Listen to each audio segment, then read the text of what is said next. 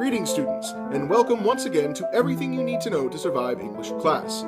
As always, I am your instructor, Professor Petit. In recent weeks, it has come to my attention that several of you are lacking in your ancient runes classes, and I have been asked to aid Instructor Vlundinghoven in teaching you some of the background of the Viking languages.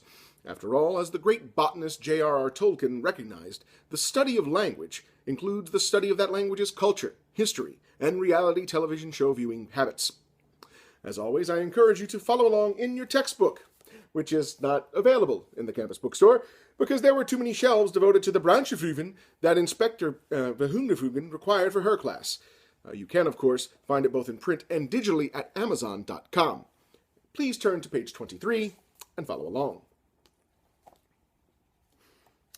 The Eddas, a Heapin Helpin of Nordic fun. The stories of the Norse gods and goddesses, tales of Icelandic heroes, spiritual warrior maidens, frost giants, serpents, and goats with excessive legs have inspired countless writers and artists over the centuries. In the modern day, there are two main sources for our information about the Gods of Asgard: Marvel Comics and a duet of works called the Poetic Edda and the Prose Edda. Both of these works are consistently ranked among the top 10 Eddas of the second millennium, narrowly beating out Weird Al Yankovic's My Baby's in Love with Edda Vetter. Although fragments of the Poetic Edda date back to at least the 10th century, the complete version we know today is usually traced to the 1200s, and contains legends of both the Asgardian gods and the Nordic heroes who worshipped them. The Prose Edda was written and compiled at about the same time by Snorri Sturluson, who easily trounces the brothers Grimm in the greatest name for a folklore competition, and in truth had no serious rival until the introduction of Jan Harald Brunvand in the 20th century. These works detail the cycle of the Norse myths, beginning with how Odin and his brothers constructed the realm of Midgard from the corpse of a giant named Ymir. This becomes even creepier when you check your Nordic to English dictionary and discover that Midgard means earth. Just remember that the next time you see your kids playing cheerfully in the dirt. That mud on their face? Rotten giant flesh.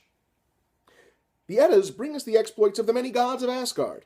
We've taken the liberty of listing some of the most prominent deities for you. Thor, the god of thunder, the storm, and often fertility. Thor was a fiery-tempered protector of mankind and easily recognized by his bushy red beard and powerful hammer, Mjolnir, which had a stumpy little handle and lacked the claw at the end, making it useless for removing nails. Career highlights. When Thor got hungry, he could butcher and eat the goats that pulled his carriage, then magically bring them back to life. Although he could restore flesh that had been consumed, he couldn't heal a broken bone, so don't snap any when you're chowing down. Trust us. Career lowlights. Getting bitch-punched by the Hulk in the first Avengers movie. Frigga. Wife of Odin, Queen of Asgard, patron of mothers, and the only person in all the 9 realms that Odin allows to sit on his throne and watch over the universe. Probably because if he didn't let her sit on his throne, he'd be sleeping on his couch. Career highlights. Frigga so loved her son Balder that she made all things in the world: plants, animals, rocks, brine shrimp, silly putty eggs, everything, vow an oath never to harm him.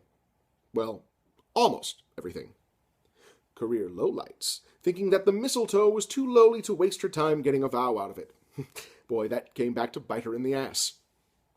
Heimdallr, guardian of the Rainbow Bridge Bifrost. Heimdallr was possessed of incredible powers of eyesight and hearing, an enormous horn called Gahallahorn, and 9 mothers, which these days is only allowed in certain counties in Utah. The Eddas refer to Heimdallr as the whitest of the gods, which makes the fact that Idris Elba plays him in the Thor movies just that much more amusing. Career highlights: killing Loki at Ragnarok. Career lowlights: getting caught that time using his super eyesight to peek into the Valkyrie shower room. Balder, god of light and purity. Balder was the most beloved of all the Aesir gods. Everybody loved him. Seriously, this guy could do no wrong. He's like that guy in high school, you know the one? The teachers love him, the girls love him, the girls' parents love him. He's on the football team and the chess club, and the Knights of Columbus give him a 17 honors a year, and he made it into an Ivy League college by writing an essay about his 12-year service project to revolutionize both the Humane Society and care for the elderly by watching everyone in a nursing home with a puppy. We hate that guy! Career highlights. Rising from the dead, after all the other gods are killed in Ragnarok. Seriously, it's like the guy thinks he's Jesus or something. Career lowlights. How he died in the first place. After Frigga made everything promise not to hurt Balder, The rest of the gods started hitting him with swords and knives and bazookas so they could all laugh off the fact that he was totally invulnerable. Everyone, except for Baldr's blind brother Tyr. So Loki, that scamp, gives Tyr an arrow made of, you guessed it, mistletoe, and helps him to aim and... oh, that Loki. Let's do him next.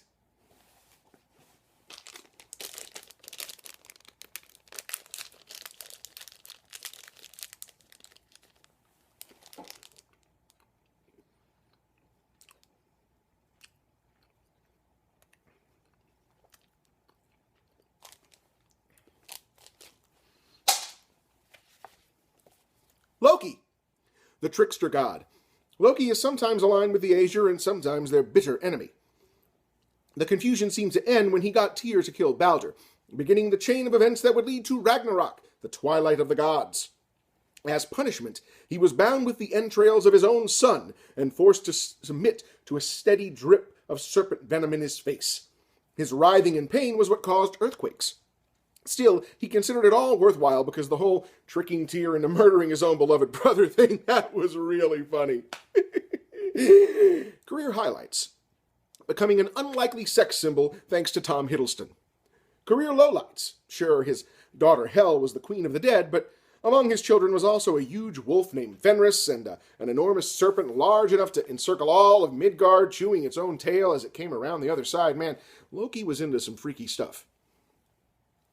Although most religions and mythologies include a version of the end of the world among their teachings, the Norse were unique in that theirs included the deaths of most of their gods as well. In the Battle of Ragnarok, the monsters and enemies of the gods will unite and attack. Loki's kid Fenris will eat Odin, and Thor will barely manage to kill the Midgard serpent before taking 9 steps and dropping dead. The sun will turn black, and the earth will sink into the sea, and almost everything, god and man, will be destroyed. In the chaos, though, dead Baldr will escape from Hel and join the survivors in rebuilding the world. There will also be 2 human survivors, Leif and Leif Bracer, who will repopulate the new Earth.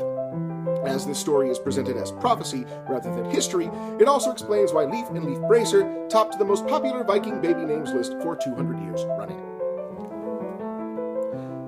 Thank you once again for your rapt attention. I can, as always, be found in my office at facebook.com/BlakeMPT, on Twitter @BlakeMP, or on Instagram @BlakeMP25.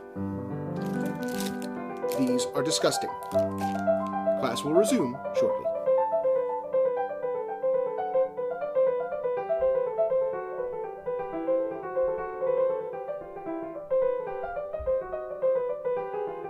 Seriously, like, what the hell were they even thinking?